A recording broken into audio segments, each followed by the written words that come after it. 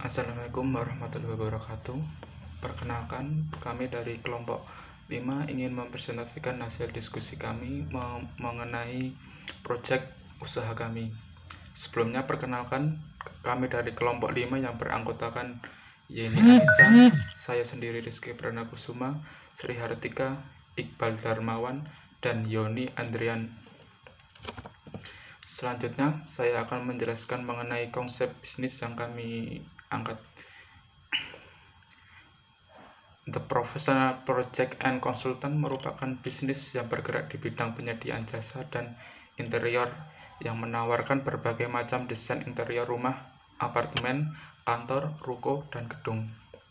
Usaha ini kami dirikan karena tingkat pertumbuhan pembangunan rumah, apartemen, kantor, ruko, dan gedung-gedung semakin meningkat dan juga permintaan desain interior yang semakin banyak dari konsumen.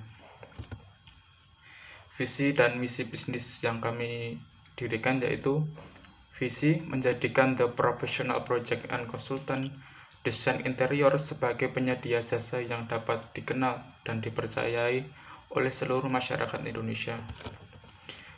Adapun misi dari usaha kami yaitu yang pertama, memperkenalkan The Professional Project and Consultant desain interior sebagai penyedia jasa desain interior untuk rumah, apartemen, kantor, ruko, gedung-gedung di seluruh Indonesia. Yang kedua, memberikan pelayanan yang berkualitas terhadap konsumen dan mengutamakan permintaan konsumen. Yang ketiga, mengutamakan kualitas dan bahan alat yang akan digunakan. Yang pertama, kita akan masuk ke aspek hukum. Bentuk badan hukum bisnis. Bentuk badan hukum dari desain interior ini adalah berbentuk perseorangan dengan nama perusahaan yaitu The Professional Project and Consultant.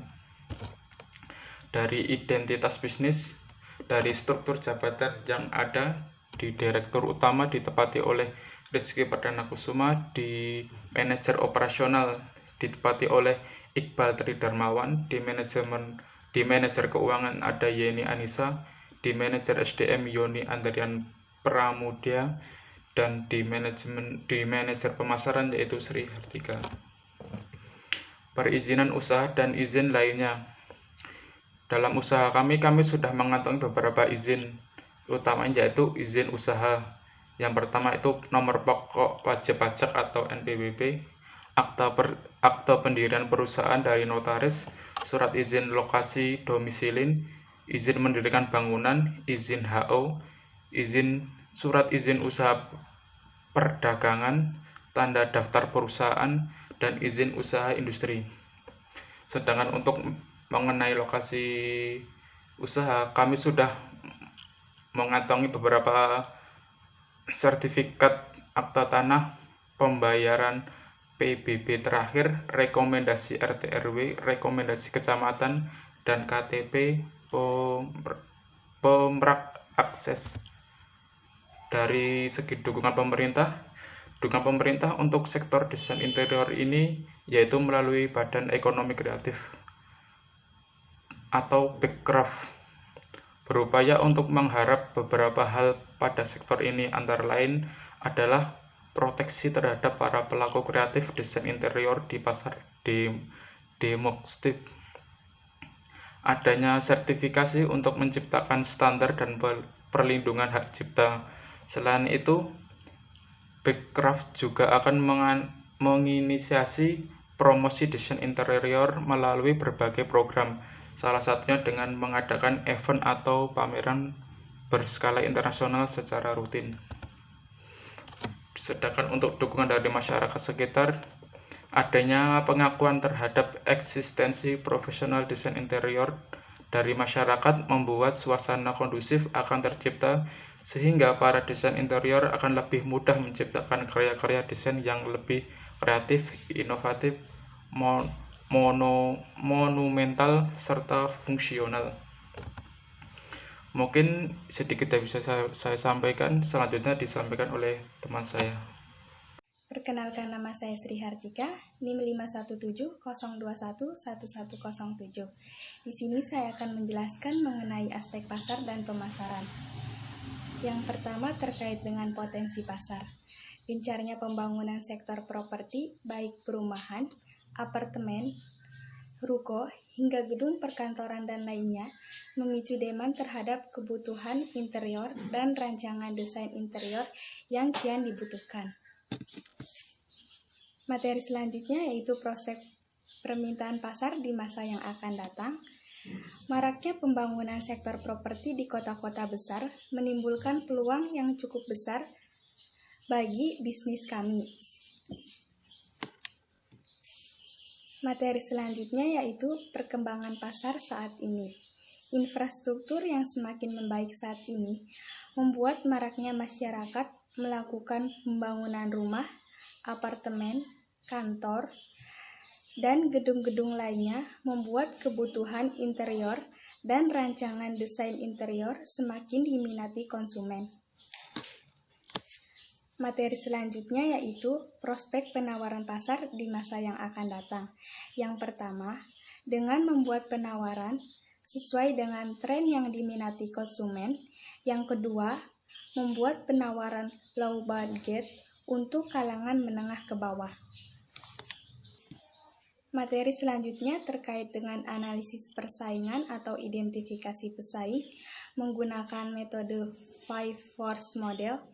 Yang pertama, ancaman dari pendatang baru atau threat of new entrants. Dalam bisnis ini, pendatang baru dengan inovasi tidak dapat dihindari dan akan terus bertambah jumlahnya. Yang kedua, ancaman dari produk pengganti atau threat of substitute product. Tidak dipungkiri, memang perusahaan memiliki ancaman dari produk pengganti, karena produk pengganti memiliki beberapa keunggulan dibanding dengan perusahaan kami. Yang ketiga, kekuatan tawar-menawar dari pemasok atau bargaining power of supplier. Pemasok dari perusahaan kita adalah pemasok yang sudah menjadi mitra bagi perusahaan kami. Yang keempat, kekuatan tawar-menawar dari pembeli atau bargaining power of buyers. Ketika konsumen memiliki jasa yang kami tawarkan dan kualitas baik, maka konsumen akan melakukan tawar-menawar dengan agen kami. Yang kelima, persaingan kompetitif di antara anggota industri, yaitu persaingan antara perusahaan sejenis yang cukup besar, karena desain interior pada saat ini sedang mengalami perkembangan sehingga banyak pesaing dari perusahaan lain. Materi selanjutnya yaitu mengenai analisis target market share yang akan dicapai. Untuk analisis target market share yang akan kami capai yaitu sebesar 70%. Bisnis ini membidik semua kalangan masyarakat menengah ke atas yang ingin mempercantik rumah, hotel, dan gedung-gedung lainnya. Selanjutnya yaitu mengenai analisis SWOT. Yang pertama, opportunity. Berikut mengenai analisis opportunity yaitu yang pertama, pertumbuhan rumah, restoran, kafe, maupun perkantoran di Yogyakarta yang semakin meningkat. Yang kedua, masih banyak permintaan yang belum dipenuhi oleh pesaing. Yang ketiga, banyak konsumen yang membutuhkan jasa desain interior, tapi masih tidak didukung penyedia jasa dari desain interior, sehingga akan menjadi peluang bagi usaha kami. Selanjutnya yaitu threat atau ancaman. Yang pertama terkait dengan kondisi ekonomi juga merupakan ancaman dari bisnis ini. Ketika kondisi ekonomi mengalami penurunan, maka otomatis bisnis ini juga mengalami penurunan. Yang kedua, banyaknya pesaing yang mulai bermunculan. Selanjutnya yaitu weakness. Yang pertama, proses pembuatan tidak bisa dilakukan sangat cepat karena masih terbatasnya tenaga kerja. Yang kedua, sulitnya dalam mencari tenaga kerja ahli di bidang bisnis desain interior. Yang kedua, kondisi pasang surut konsumen yang relatif belum stabil. Strength atau kekuatan. Adapun kekuatan dari bisnis desain interior kami, yang pertama, terdapat kemampuan dari setiap karyawannya sesuai dengan keahlian di bidangnya. Yang kedua, mampu bekerja sama dengan perusahaan-perusahaan lain. Yang ketiga, memberikan garansi selama 6 bulan. Materi selanjutnya yaitu strategi bersaing. Yang pertama, dengan meningkatkan promosi seperti membuat website, menggunakan teknik SEO dan digital advertising. Yang kedua, kualitas jasa yang ditawarkan. Jasa yang ditawarkan sesuai dengan keinginan konsumen. Materi selanjutnya yaitu terkait dengan segmentating, targeting, dan positioning. Segmentating sendiri yaitu terkait dengan geografis, targeting dengan target dari bisnis kami yaitu berumur 25 sampai 64 tahun, dan positioning yaitu bisnis dari desain interior kami akan memberikan jaminan garansi bagi konsumen untuk lebih menunjukkan kualitas interior yang baik. Marketing mix ada yaitu produk, price, promotion, people, process, dan physical evidence. Assalamualaikum warahmatullahi wabarakatuh. Di sini saya sebagai Iqbal Hermawan, saya akan menjelaskan tentang aspek teknik dan teknologi. Pertama itu ada analisis penjadwalan proyek. Untuk mengetahui penjadwalan proyek, salah satunya bisa menggunakan Giant Card. Di sini ada tabelnya, ada kegiatannya seperti bisnis, perizinan pembangunan usaha, mencari lokasi gedung, mencari supplier, grand opening, dan memulai bisnis. Untuk studi pelayanan bisnisnya kita memerlukan waktu 3 bulan karena di sini kita menganalisis hal-hal yang penting dan membuat proposal. Habis itu ada perizinan pembangunan usaha, membuat SIU, membuat izin domisili, semua perizinan di sini, dan mencari lokasi gedung. Nah, mencari lokasi gedung ini kita harus menganalisisnya terlebih dulu selama 3 bulan. Dan habis itu mencari supplier, karena supplier kita ini ada beberapa, tidak hanya satu. Itu grand opening dan memulai bisnis. Di setiap kegiatan ini kita memerlukan waktu 3 bulan. Yang kedua, analisis lokasi bisnis. Untuk menentukan lokasi bisnis, kita menggunakan metode pemeringkatan faktor, di mana nilai bobot sama dengan bobot dikali bobot per daerah. Ini kota-kota yang kita masukkan ada Kota Jogja, Sleman, Bantul, Gunung Kidul, dan Kulon Progo. Dan untuk keterangannya ada UMKM, ketersediaan tenaga kerja, struktur pajak, ketersediaan supplier, infrastruktur, dan jumlah, di mana jumlahnya ini harus 1. Jadi setelah kami menganalisis, ternyata Kota Jogja memiliki jumlah yang besar. Jadi kami menetapkan suatu bisnis ini di Kota Jogja, yaitu di selanjutnya analisis layout tempat usaha. Tujuan ini untuk mengoptimalkan pengaturan fasilitas operasi semen yang diciptakan sistem produksi menjadi maksimum. Jadi layout posisi ini tata letak usaha kami ada di alamatnya Jalan Abu Bakar Ali nomor 24 sampai 26 Kota Baru, Kecamatan Gondokusumo, Kota Yogyakarta. Berlokasi pada pusat kota membuat pelanggan dengan mudah berkonsultasi mengenai desain interior. Habis itu ada layout proses.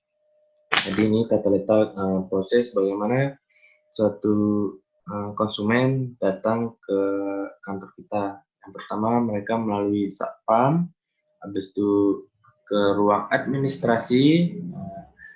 Kalau para konsultasi lagi ada beberapa konsumen, maka konsumen yang baru datang akan menunggu di ruang tunggu. Setelah di ruang tunggu beberapa saat, mereka berjalan melewati lobi menuju ruang konsultasi. Setelah mereka konsultasi, mereka berjalan ke ruang pengembangan.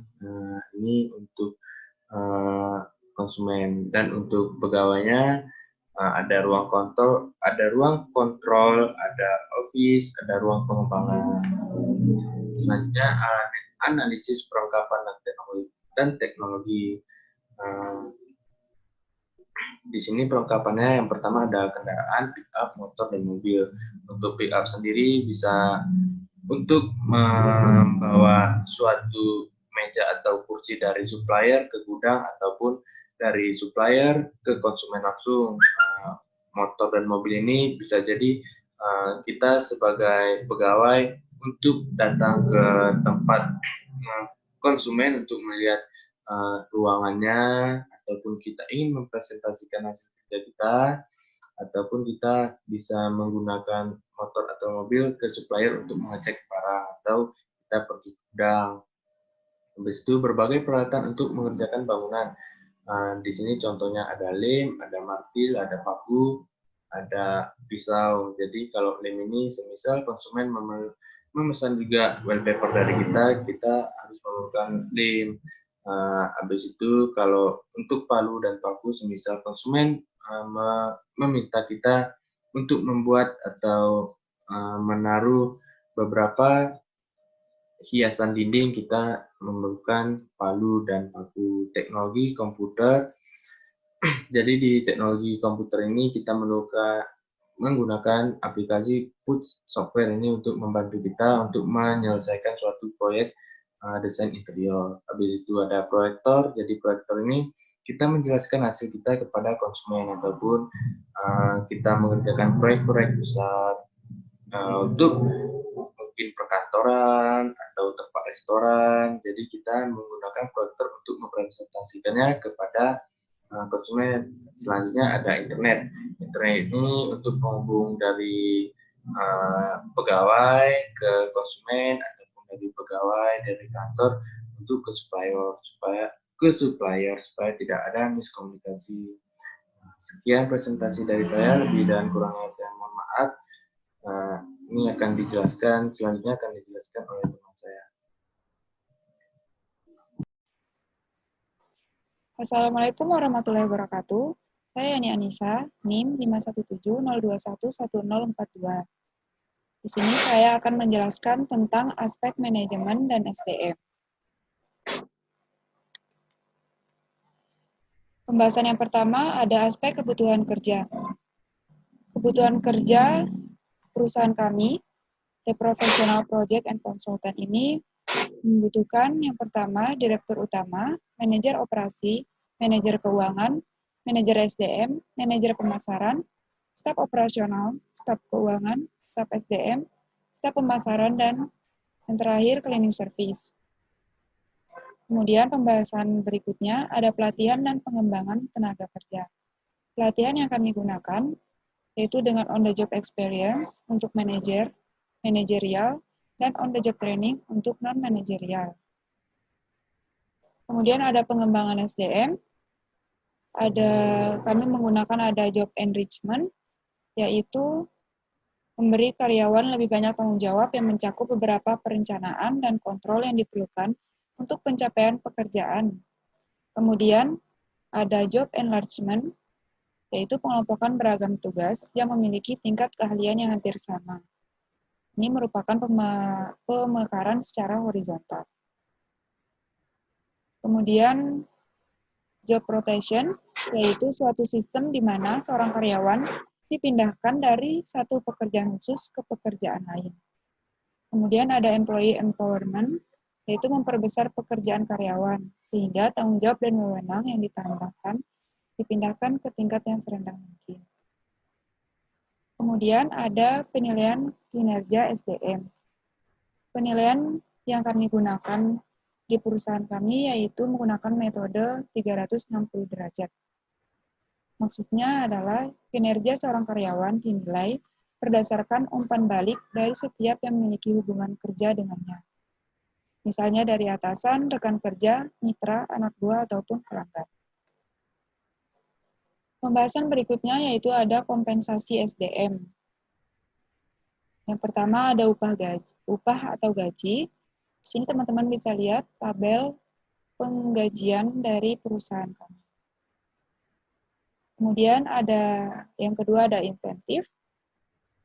Program-program insentif yang diberikan kepada karyawan bisnis desain interior kami disesuaikan berdasarkan produktivitas, penjualan, keuntungan apabila karyawan melakukan pekerjaan dengan baik atau melebihi target pemasaran dari bisnis.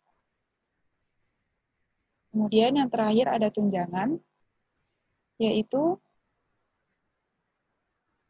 bisa berbentuk, salah satu bentuk tunjangan dalam bisnis kami ini meliputi asuransi kesehatan, asuransi jiwa, dan liburan-liburan.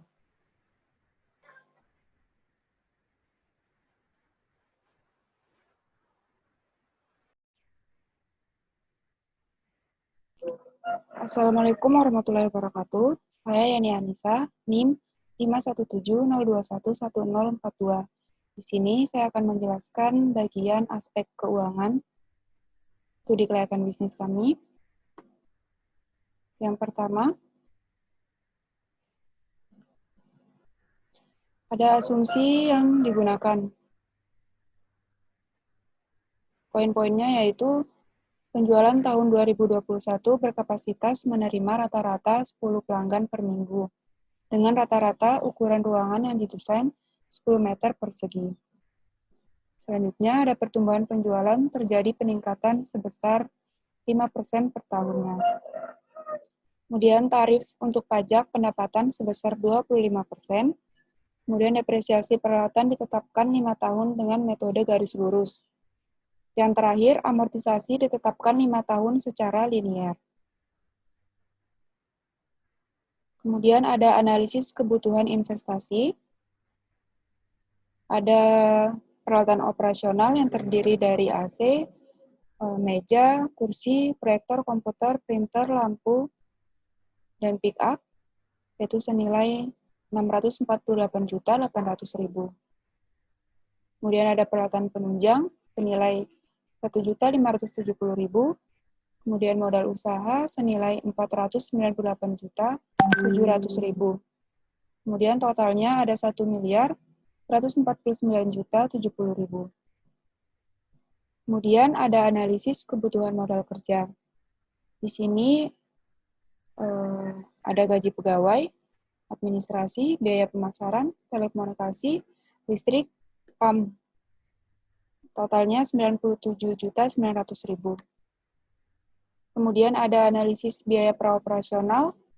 Di sini ada studi kelayakan bisnis dan hak merek dan perizinan senilai 7 juta. Kemudian analisis struktur pemodalan. Setelah kami pertimbangkan, sumber modal kami dari modal sendiri, yaitu senilai 1.149.070.000 modal pemiliknya.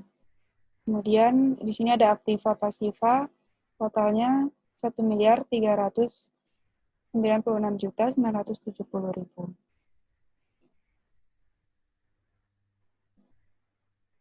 Kemudian ada analisis cost of capital, pendekatan CAPM. CAPM di sini rumusnya RF plus RM min RF kali beta. RF-nya 5%, RM 10,38%, dan beta 0,9. Kemudian perhitungannya seperti ini, hasilnya 9,84%. Jadi WACC-nya 9,84% juga. Karena perusahaan kami tanpa utang, maka WACC sama dengan RS. Kemudian ada proyeksi laporan laba rugi dan arus kas. Laporan laba rugi kami proyeksikan untuk 5 tahun ke depan. Jadi seperti ini laporan laba ruginya. Kemudian laporan arus kas juga 5 tahun ke depan Adapun net cash flow-nya yang paling bawah. Kemudian analisis kelayakan keuangan, net present value, RS-nya 9,84%, kemudian present value-nya, total present value-nya tahun pertama